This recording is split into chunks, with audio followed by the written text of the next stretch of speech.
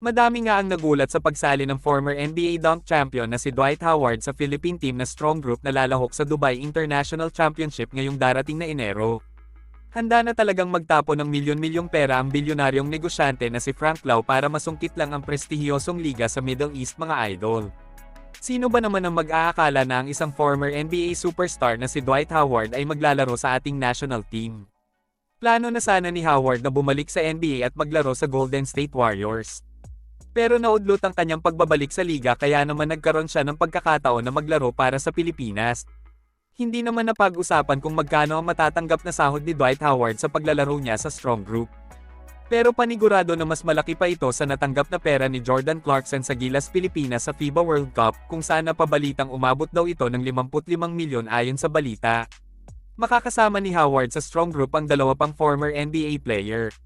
Ito ay sina Andre Blatche na naging naturalized player ng Gilas noong mga nakalipas na taon at si Andre Roberson na former NBA defensive player at naglaro para sa OKC Thunder kung saan nakatambal niya ang tandem ni Kevin Durant at Russell Westbrook. Ang anak pala ni Frank Lau na si Jacob na isa din palang PBA executive para sa Converge Fiber Xers at si Charles Chu na head coach ng Benilde at naatasang humawak sa Strong Group ang gumawa ng paraan para bumuo ng napakalakas na lineup na isasabak sa Dubai International Championship. Aminado kasi sila na napakahirap daw talagang manalo sa tournament na iyon kaya naisip nila na kuhanin na ang pinakamalakas na NBA player na kasalukuyang available sa market.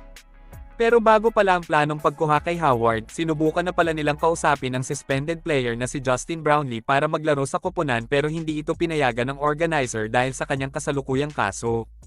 At dahil nga sa pagsali ni Dwight Howard sa Philippine team na Strong Group, madami na ang nagtatanong kung may pag-asa din ba na makapaglaro siya sa PBA. Ayon sa mga balita, hindi naman daw imposible na makapaglaro si Howard sa PBA pagdating ng panahon. Sa ngayon kasi ay may height limit ang liga pagdating sa pagkuha ng import na hindi umaayon sa sukat ni Dwight Howard. Pero mas priority pa din sigurado ni Howard na magbalik muli sa NBA para doon tapusin ang kanyang basketball career. Samantala, maliban sa mga former NBA player na nasa lineup ng Strong Group, kasali din dito ang mga UAAP superstar na sina Kevin Kiambao, Francis Escandor at JD Kagulangan. Madaming umaasa na magtatagumpay na ang Pilipinas para makuha ang kampyonato sa Dubai International Championship.